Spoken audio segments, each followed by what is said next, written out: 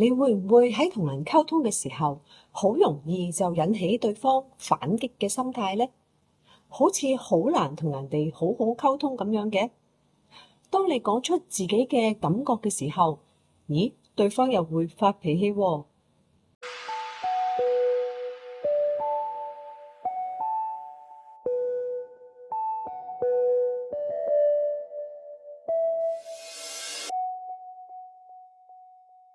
大家好，今日想同大家分享一個喺人際關係方面非常有用嘅技巧，尤其係處理意見分歧同埋溝通有挑戰性嘅時候，就係只說你不說我嘅溝通方法。呢個技巧咧聽落好簡單，但係實際咧威力係好大嘅。可以幫助我哋化解好多本嚟咧會演變成緊張局面嘅對話。點解呢個我字會引發緊張呢？首先，我哋要了解喺溝通嘅過程中，語言嘅力量係好大嘅。你有冇試過同伴侶或者朋友傾偈？都係傾一啲普通嘢嘅啫，但係傾下傾下咧，就變成咗唇槍舌劍。好多時候溝通唔順呢，就係源於我哋用咗我字嚟到做開頭。好似我有個朋友阿明呢，同佢個女朋友拍咗拖3年，成日都為咗一啲小事鬧交嘅。有次佢同我分享，話俾我聽佢女朋友成日遲到，佢就咁樣同女朋友講啦：我每次都要等你。我覺得咧，你完全都唔尊重我嘅時間嘅，次次都遲到，我真係好嬲咯。結果點呢？佢女朋友即刻反擊：喂，你成日都咁誇張嘅，我邊有次次遲到啊？你自己都試過遲到啦，點解你遲到就得，我遲到唔得啊？點解會咁嘅呢？因為當時我哋講咗，我覺得、我認為、我好嬲。雖然表面上咧係講緊自己嘅感受，但係對方聽落去咧就係指責同埋批評，就會即刻產生咗呢個防禦心理，然後反擊。相反，如果我哋改變一下我哋嘅表達方式，避免用個我字，而係專注喺你呢個字上面，情況咧就會好唔同啦。呢個咧就係一個重點，唔係話你要將你呢個字去指責對方，而係用你呢個字去肯定對方，去理解對方。舉個例子，如果阿明咧改為咁樣講：你係咪有咩忙緊啊？或者有咩麻煩先至遲到啊？有咩我可以幫到你或者配合你呢？呢種嘅表達方式咧，首先係肯定咗對方嘅處境同感受，然後先提出合作嘅可能性，而唔係直接指責。留唔留意到呢句說話裏面係一個我字都冇嘅？心理學研究顯示咧，當我哋感覺被理解、被尊重嘅時候，我哋嘅防禦機制就會降低，更加願意合作，更加願意對話。只說你不說我嘅方法咧，正正就係利用咗呢一個心理機制。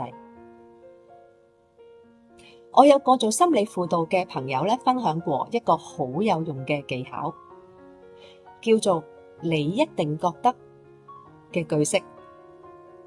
譬如話，你一定覺得我唔明白你嘅難處啦。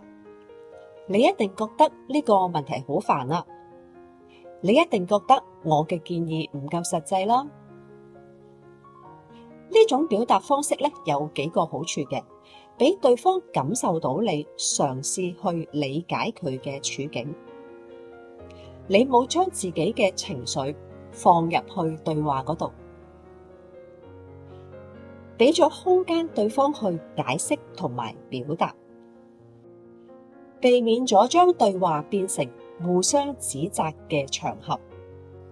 阿珊呢，佢係一個好擅長處理辦公室政治嘅人嚟嘅。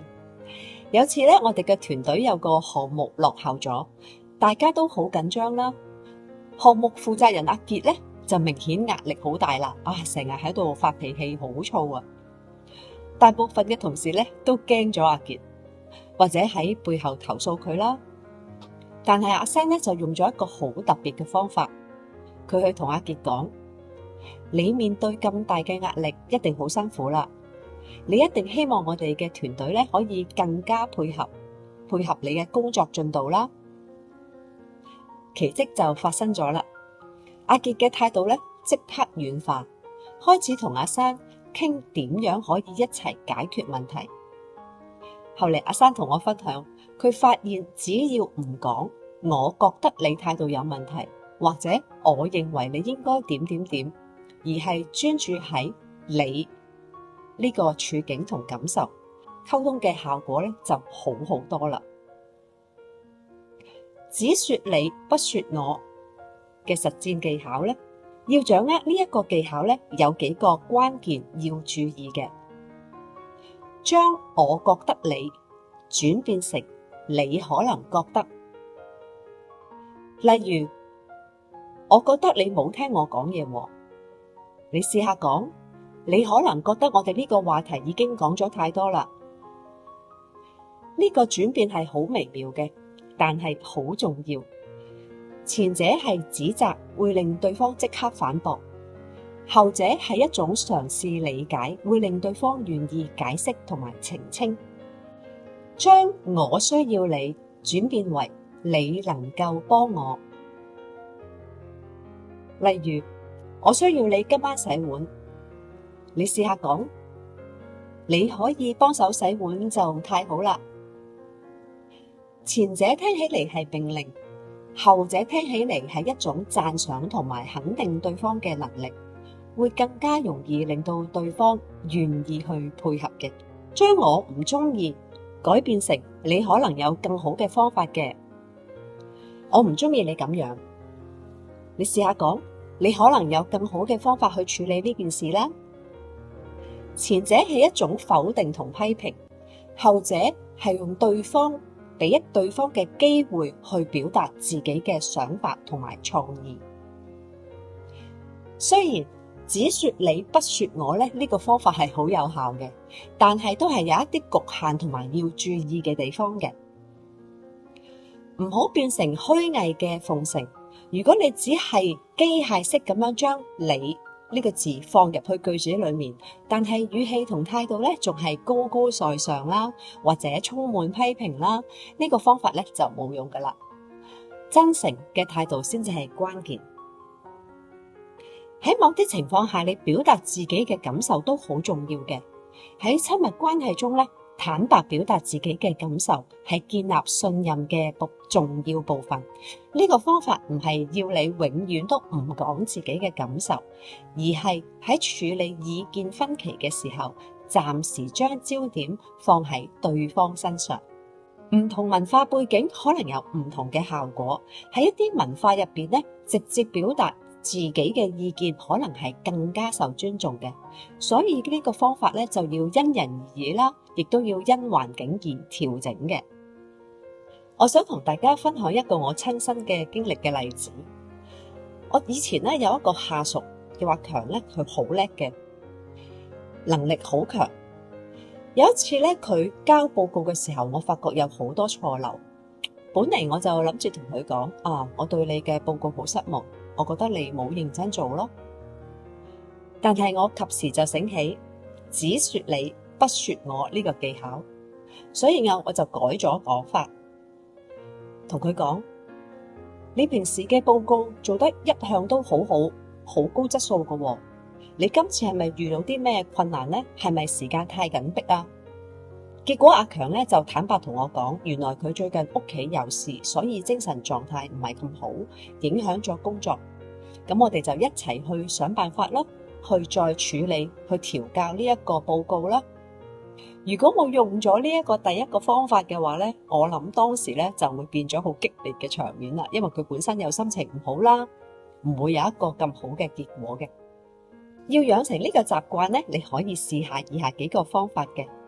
回顧過去喺最近咧，有冇一次同人意見不合咧？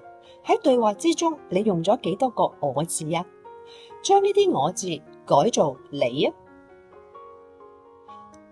當你感到情緒激動嘅時候，提醒自己停一停，諗清楚點樣用只說你不說我嘅方式表達。揾一個伴一齊練習，同一個信任嘅朋友去分享呢個技巧，互相提醒同埋練習。從小事開始，唔使等到有分歧先至去運用呢一個技巧嘅，可以喺日常嘅溝通中就開始練習。例如喺讚人哋嘅時候啦，只說你不說我呢一個溝通方法聽落好簡單，但係實際上要用起上嚟都係需要練習嘅。佢嘅核心原理就係將焦點從自己嘅感受轉移到去對方嘅處境，從而降低對方嘅防禦心理，建立良好嘅溝通基礎。